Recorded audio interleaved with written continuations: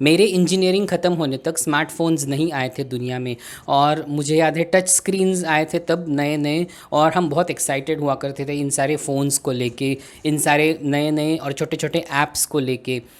लेकिन जब मैं उस ज़माने के बारे में सोचता हूँ, 60s और 70s, even 80s and 90s, जब स्मार्टफोन्स तो दूर की बात, लोगों के पास फ़ोन्स भी नहीं होते थे। बेसिकली गे होना भी एक काइंड ऑफ अ पाप था, लोगों को मारा भी जाता था गे होने के कारण।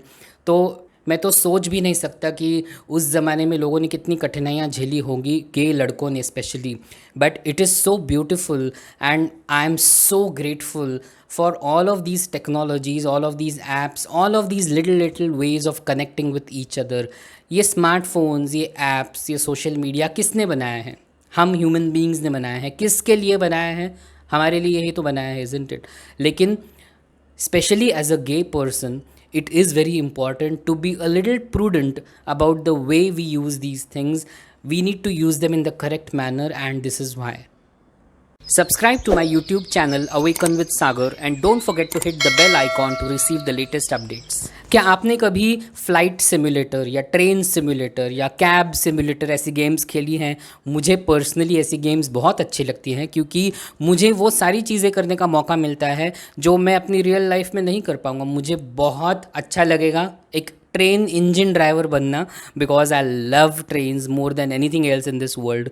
लेकिन मुझे नहीं लगता कि इस उम्र में, इस जन्म में मुझे वो जॉब मिल पाएगी। But these games give me an opportunity to do things that I will not be able to do in my life at all. लेकिन एक simulated experience simulated ही होता है, simulated experience real नहीं होता है। वैसे ही सोशल मीडिया या ये सारे डेटिंग ऐप्स हमें सिमुलेटेड एक्सपीरियंसेस देते हैं, सिमुलेटेड कनेक्शंस देते हैं। सिमुलेशन का मतलब क्या होता है? वो जो रियल जैसा होता है, रियल नहीं होता है लेकिन रियल जैसा होता है। हाँ, सिमुलेशन के ज़रिए हम बहुत कुछ सीख सकते हैं, बहुत कुछ अनुभव या एक्सपीरियंस कर सकते हैं, लेकिन a simulation is a simulation. Social media ने, जैसे मैंने कहा, हमारे फ्रेंडशिप्स या रिलेशंस सिमुलेट कर दिए हैं। It is very important to understand कि फ्रेंडशिप जो होती है वो दो बहुत इंपॉर्टेंट एस्पेक्ट्स के बेसिस पर बनाई जाती है। वो दो एस्पेक्ट्स हैं इंटीमेसी एंड एम्पैथी। अगर हम डिक्शनरी में इंटीमेसी का मीनिंग देखना चाहें तो उसका मीनिंग होता है क्लोजनेस, एक दूसरे के नज़दीक होना, फिज़िकली नज़दीक होना या इमोशनली नज़दीक होना, बीइंग क्लोजली कनेक्टेड और being in close contact with one another is what intimacy is about. उसी डिक्शनरी में अगर हम एम्पैथी का मीनिंग देखना चाहें तो एम्पैथी का मीनिंग होता है understanding another person, being sensitive to another person, या at least being aware of what the other person is thinking. Intimacy and empathy is not possible online. हम ऑनलाइन किसी भी सोशल मीडिया प्लेटफॉर्म पर एक दूसरे के साथ अपने थॉट्स एक्सचेंज कर सकते हैं, फीलिंग्स कन्वे करने की कोशिश कर सकते हैं, लेकिन फीलिंग्स एक्सपीरियंस नहीं कर सकते। सामने वाला जब हमें कुछ लिखता है तो उस वर्ड्स को लेके हमारे पर्सपेक्टिव्स के बेसिस पर हम फीलिंग्स जनरेट करते हैं। तो we cannot really exchange feelings online. Why? Because energy cannot be exchanged online. Energy can only be exchange in real. What is energy? A set of thoughts, feelings and emotions that you are feeling at that point of time. You can only experience that or only be aware of that or know what exactly that feels like when you are in physical proximity with one another. On these online platforms आप एक दूसरे के साथ close या intimate नहीं हो सकते हो, और अगर आप क्लोज या इंटीमेट नहीं हो सकते हो तो आप एम्पथाइज भी नहीं कर सकते हो। और जहाँ आप इंटीमेसी और एम्पैथी एक्सपीरियंस नहीं कर सकते हो वहाँ फ्रेंडशिप बन पाना इम्पॉसिबल होता है। हाँ, वो बात अलग होती है जब हम ऑनलाइन मिलते हैं, ऑनलाइन एक दूसरे को जान पाते हैं और ऑफलाइन या इन रियल मिलने की कोशिश करते हैं। That is another story altogether. In that case you are just using the app as a medium and that is how it should be used, isn't it? You cannot be sitting on, sleeping on and playing around with an app 24/7 in a day. It is very important to understand that these are e-relations. These are e friendships, these are unreal connections. हाँ, वो लोग real हैं लेकिन ये connections real नहीं हैं। It is like playing with a toy. मैं अगर किसी रियल फिजिकल टॉय को या खिलौने को हाथ में लेके खेलूं तो मेरा वो एक्सपीरियंस ज़्यादा सेटिस्फाइंग और फुलफिलिंग होता है as compare to a video game experience. Video games are addictive because they are not soul satisfying, because they are not fulfilling in nature. हाँ, मुझे वहाँ एक्साइटमेंट या स्टिमुलेशन बहुत ज़्यादा मिलता है, लेकिन रियल सेटिस्फैक्शन और फुलफिलमेंट मुझे एक रियल फिजिकल खिलौने के साथ खेलने से ही मिलती है। It is like a telephonic conversation. अगर मैं किसी के साथ फ़ोन पर बात करूँ तो वो उतना सेटिस्फाइंग या मज़ेदार नहीं होता है जितना फेस टू फेस में किसी के साथ बात करूँ। अब लोग वीसी पर ही सब कुछ करना चाहते हैं तो वो अलग बात है, लेकिन मैं यहाँ पर सेटिस्फैक्शन और फुलफिलमेंट की बात कर रहा हूँ।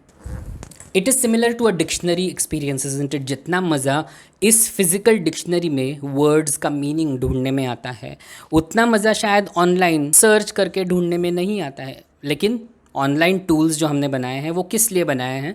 हमारा काम फास्ट करने के लिए, हमारा काम बहुत ज़्यादा इजी करने के लिए। मुझे फ़िज़िकली उठ के वो डिक्शनरी खोलने की ज़रूरत नहीं पड़ती है जब मेरे हाथ में फ़ोन होता है और मैं ईजीली किसी भी वर्ड का मीनिंग सर्च कर सकता हूँ। We are talking about satisfaction here. इसका मतलब ये नहीं कि वो टूल्स अच्छे नहीं हैं या वो ऐप्स अच्छे नहीं हैं, लेकिन अगर हमें सेटिस्फैक्शन चाहिए, अगर हमें एक ट्रू इनर हैप्पीनेस चाहिए, तो कहीं ना कहीं एक दोनों चीज़ों का बैलेंस रखना बहुत इंपॉर्टेंट होता है। और हाई प्रायोरिटी किस चीज़ को देनी चाहिए वो समझना भी बहुत इंपॉर्टेंट होता है। Giving high priorities to right things and lower priorities to the right things is very very very important.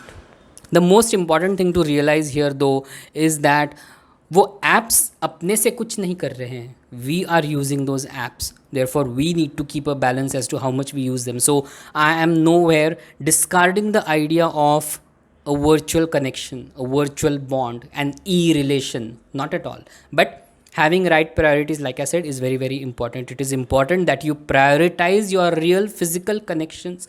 Then it could be with your watchman as well, it could be with a shopkeeper as well, it could be with a random stranger as well who you meet on your daily walks in the garden. But that should be given higher priority than constantly sitting on the mobile phone in your toilets as well. That is one of the worst habits ever. Not using these apps at all would be alienating and that would be inappropriate, that would be like regressing. तो ये apps क्यों बनाए हैं? हमारी convenience के लिए ही बनाए हैं, हमारे फ़न के लिए ही बनाए हैं। लेकिन it is also important to understand that this virtual world is making people lonelier. It was supposed to connect people, isn't it? But we are somewhere not giving right priorities to right things. We are spending more time online and less time offline. If we could try to bring a balance in both of these things, we ourselves will realize that हमारा loneliness, एक हमारा inner hollowness, sadness, लोग depress हो रहे हैं social media की वजह से ही, that will go away when you try to bring in a balance. Like I said, ये apps अपने आप से कुछ नहीं कर रहे हैं, we are using them in a probably incorrect manner. सब कुछ होते हुए भी लोगों को आज एक hollowness फील हो रहा है, सब कुछ होते हुए भी people are feeling disconnected because they are not connected to their real people around them.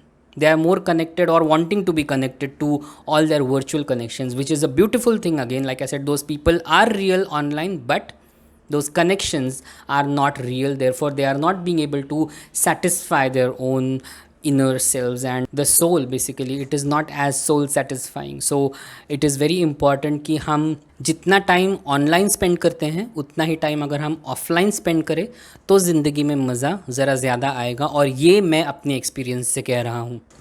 ये सारी चीज़ें सभी को एप्लीकेबल हैं, लेकिन स्पेशली गे कम्युनिटी के लोग जो हैं और ओपनली गे लोग, सीक्रेटली गे लोगों की बात नहीं कर रहा हूँ मैं. Being focused on your self, being focused on real connections is all the more important for gay people because they are already, especially in our country or in the world as a whole, being deprived of many basic things in life as well. So it would be very important to be even more cautious and conscious about the way you use these apps. Use them very well, I use them a lot, but having a balance is all that this is about. By saying this I am not at all saying कि अगर आप एक introvert हो, अगर आपको ज़्यादा लोगों से ज़्यादा बातें करना अच्छा नहीं लगता है, that is your nature, that is fine, you don't have to be an extrovert and go and make friends out there, that is not mandatory at all. But should I say this और not, मैं कई सारे लोगों को देखता हूँ, rather नहीं देखता हूँ लेकिन पता है, टॉयलेट में फ़ोन लेके जाते हैं। रात को अगर 3 बजे जाग गए तो फ़ोन ऑपरेट करना शुरू कर देते हैं, मैसेजेस को रिप्लाई करना शुरू कर देते हैं। Once in a while is fine, लेकिन doing that as a habit, being 24 hours on the phone is not good at all, and I'm sure all of these apps will also agree with you, because there are settings in all of these apps to have them shut down, or basically to log you out or something like that after a specific period of time, so that you do not get too addicted to these apps. And these apps are addictive, that is how they are supposed to be, but it is your choice as to how you want to be addicted to them, basically how you want to use them, judiciously or not, prudently or not. अगर आप इस video को like करते हो तो YouTube आपको इस तरह की और वीडियोस दिखाएगा और मेरा काम और लोगों तक पहुंच पाएगा। मेरे बाकी के इंटरेस्टिंग वीडियोस देखने के लिए मेरे YouTube चैनल अवेकन विद सागर को सब्सक्राइब करना ना भूलें।